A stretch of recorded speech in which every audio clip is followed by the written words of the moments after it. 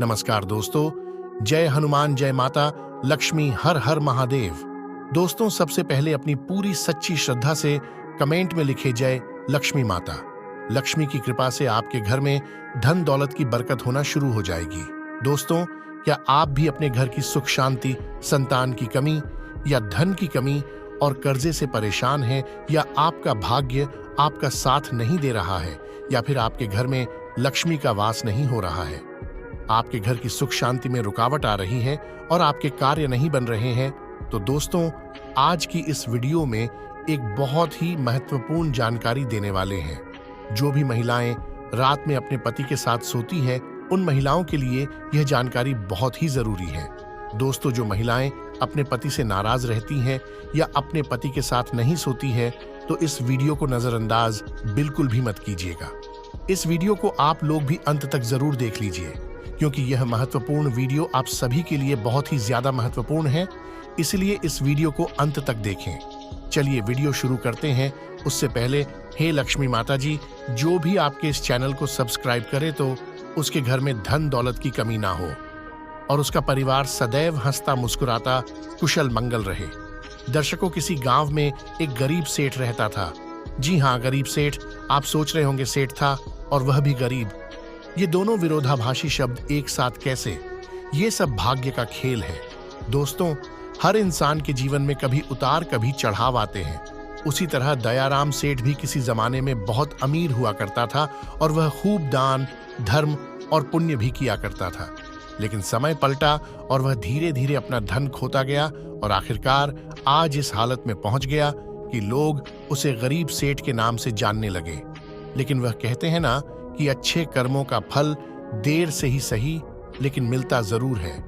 ऐसा ही कुछ इस गरीब सेठ के साथ भी होने वाला था।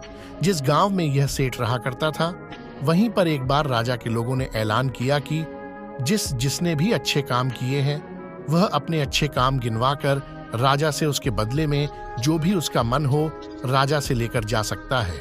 इस ऐलान को सेठ की पत्नी ने सुन लिया।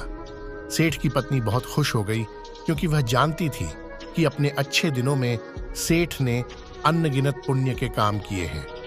यह बात जब पत्नी ने सेठ को बताई, तो सेठ भी खुश हो गया और बोला, अगर ऐसा है तो फिर हमें बहुत बड़ा इनाम मिलना चाहिए, क्योंकि हमारे अच्छे कामों की सूची बहुत बड़ी है। अगले दिन सेठ सुबह अपने साथ 4 रोटियां बांधकर राजा के महल की तरफ चल पड़ा। सेठ के घर से राजा का महल काफी दूर था। सफर लंबा था। आधे रास्ते में पहुंचने के बाद सेठ काफी थक गया। सेठ एक पेड़ की छांव के नीचे बैठकर आराम करने लगा और वहीं पर अपने साथ लाई रोटियां खाने की सोचने लगा। सेठ खाने की सोच ही रहा था कि तभी वहीं पर उसके सामने एक गाय और उसके 2 बछड़े आए। सेठ के हाथों में रोटियां देखकर गाय और उसके बछड़े उसके सामने ही आकर खड़े हो गए और उनके हाव भाव से सेठ ने समझ लिया कि वह भूखी है और सेठ से खाना मांग रही है। अपने अच्छे दिनों में सेठ के पास काफी गाय थी, इसलिए गायों का व्यवहार सेठ अच्छे से जानता था। सेठ की परिस्थिति भले ही अभी अच्छी नहीं थी, लेकिन सेठ का स्वभाव बिल्कुल भी नहीं बदला था। वह पहले से ही परोपकारी था, इसलिए उसको गाय पर दया आ गई और उसने अपने साथ बांधकर लाए रोटियों में से 2 रोटियां गाय को खिला दी। कुछ ही क्षण में 2 रोटियां खाने के बाद गाय फिर से सेठ की तरफ देखने लगी, तो सेठ के मन में विचार आया कि यह गाय ज्यादा ही भूखी लगती है। बेचारी को 2 बच्चों को दूध भी पिलाना होता है। इन 2 रोटियों से उसका क्या होगा? सेठ ने उसके पास बची बाकी की 2 रोटियां भी गाय को खिला दी। पास वाले तालाब से सिर्फ पानी पीकर सेठ अपने सफर में आगे बढ़ गया।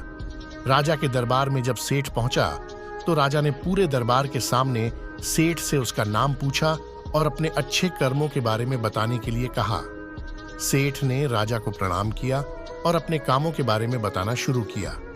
सेठ ने कहा, महाराज, मैंने कई भूखों को खाना खिलाया है, कई मंदिरों में दान दिया है, कई निराश्रित लोगों को आश्रय दिया है, कई तीर्थ स्थानों की यात्रा की है, सैकड़ों साधु संतों की सेवा की है और ऐसे ही दर्जनों काम बताने के बाद सेठ बोला, महाराज, यह है मेरे कई सारे अच्छे कामों में से कुछ अच्छे कर्म। इनके बदले आप जो भी इनाम देना चाहे दे दीजिए। थोड़ी देर सोचने के बाद राजा बोला, अगर तुम्हारे कुछ और अच्छे कर्म हैं तो वह बताओ, क्योंकि अब तक तुमने जो मुझे बताए हैं उन्हें मैं अच्छे कर्म की श्रेणी में नहीं गिनता। सेठ को राजा की बात सुनकर बड़ा आश्चर्य हुआ। सेठ ने राजा को हाथ जोड़कर कहा, 1. अगर आपको मेरे बताए यह कर्म अच्छे कर्म नहीं लगते या पुण्य कर्म नहीं लगते तो मेरे द्वारा बाकी के कर्मों का उल्लेख करना फिजूल होगा। आप मुझे इजाजत दीजिए, मैं वापस जाता हूं। सेठ दरबार छोड़कर जाने लगा। तब राजा के दरबारियों में से एक ने राजा के पास जाकर कुछ कहा, जिसे सुनने के बाद राजा ने सेठ को वापस दरबार में बुलाया। राजा बोला, तुमने अपने आज किए अच्छे काम के बारे में तो बताया ही नहीं। सेठ बोला, महाराज, आज मैंने कोई अच्छा काम किया ही नहीं, फिर मैं आपको कैसे बताऊं। राजा ने उसी दरबारी को खड़े होकर सारी घटना बताने के लिए कहा जिसने राजा को उसके बारे में बताया था। दरबारी खड़ा हुआ और बोला, महाराज, जैसा कि मैंने आपको बताया, मैं उसी गांव में रहता हूं जहां पर यह सेठ आराम करने बैठा था, और मैंने वहां देखा कि कैसे इन्होंने अपना सारा खाना पास आई गाय को खिला दिया और खुद बिना खाए सिर्फ पानी पीकर भूखे रहे। सेठ को पता चला कि राजा किस बारे में बात कर रहा था, तो सेठ ने राजा से कहा, किसी जानवर को खाना खिलाना कौन सा पुण्य का काम है, और इस बात को तो मैंने कब का भुला दिया था। राजा ने सेठ से कहा, मेरे महान गुरुजी के बताए अनुसार मैं भी उन्हीं कामों को पुण्य कर्म मानता हूं जिन्हें करते समय सच में निस्वार्थ भाव से किया जाए, उसी के लिए किया जाए जिसको उसकी जरूरत हो, और सबसे बड़ी बात, उस काम को करने के बाद भुला दिया जाए। यही कारण है कि आज तुमने जो काम किया वह तुम्हारे किए गए आज तक के सभी कामों में सबसे उत्तम और सर्वश्रेष्ठ था, जिसके लिए तुम सच में इनाम के हकदार हो। इसके बाद राजा ने उस सेठ को अपना सबसे विश्वसनीय सेवक का पद दे दिया। सेठ को उस राजा के दरबार में बैठने का अब अवसर मिल चुका था। वह बहुत खुश हुआ। वह तुरंत जाकर के अपनी पत्नी से बताया कि भाग्यवान, आज मुझे राजा साहब ने बहुत ही बड़ा इनाम दे दिया। उन्होंने मुझे अपने यहाँ अपना सबसे करीबी सेवक के रूप में रखने को कहा है। ये सुनकर पत्नी बहुत खुश हो गई और कहने लगी, हे भगवान, तेरा लाख लाख शुक्र है, आज तूने मेरी सुन ही ली। अब सेठ राजा के निजी सेवक के रूप में राजा के साथ रहने लगा। राजा उस पर बहुत ज्यादा भरोसा करता था, क्योंकि उसे पता था कि सेठ बहुत ही ईमानदार आदमी है। वह कभी भी झूठ और बेईमानी नहीं करेगा। दरबार में जब भी कोई मुख्य कार्य होता तो वह कार्य राजा साहब उस सेठ को ही सौंपते, और राजा साहब का कार्य सेठ भी बड़ी ही ईमानदारी के साथ अपनी देखरेख में ही करवाता था। एक दिन राजा अपने महल में बैठा हुआ था और वहां पर उसका निजी सेवक सेठ भी उन्हीं के साथ बैठा हुआ था। तभी अचानक वहां पर एक सिपाही आता है और राजा से कहता है कि राजा साहब, आपसे कोई साधु मिलना चाहता है। तब राजा ने आदेश दिया कि उसे सम्मान पूर्वक हमारे पास ले आओ। सिपाही बाहर जाता है और साधु को अपने साथ सम्मान पूर्वक अंदर लेकर आता है। राजा उस साधु को बड़े सम्मान पूर्वक अपने महल में रखता है और उसे भोजन, पानी आदि करवाता है। इससे साधु राजा साहब से बहुत खुश हो जाते हैं। उसके बाद साधु राजा साहब से कहते हैं कि मैं आपकी सेवा भाव को देखकर बहुत प्रसन्न हुआ, इसीलिए मैं आपको एक छोटी सी सीख देना चाहता हूं, जिसे अपने जीवन में जरूर उतार लीजिएगा। उन्होंने कहा कि हर पुरुष को सदैव इस बात को याद रखना चाहिए कि हमेशा किसी भी पुरुष को अपनी पत्नी से बहुत अच्छे संबंध रखने चाहिए, और यदि कभी पति या पत्नी के बीच में कोई अनबन या कोई झगड़ा होता है तो उसे समय रहते जरूर सुलझा लेना चाहिए, क्योंकि पति पत्नी के आपसी कलह के कारण घर में गरीबी और दरिद्रता वास करने लगती है। इसलिए पति और पत्नी के बीच में स्नेह होना बहुत ही आवश्यक है।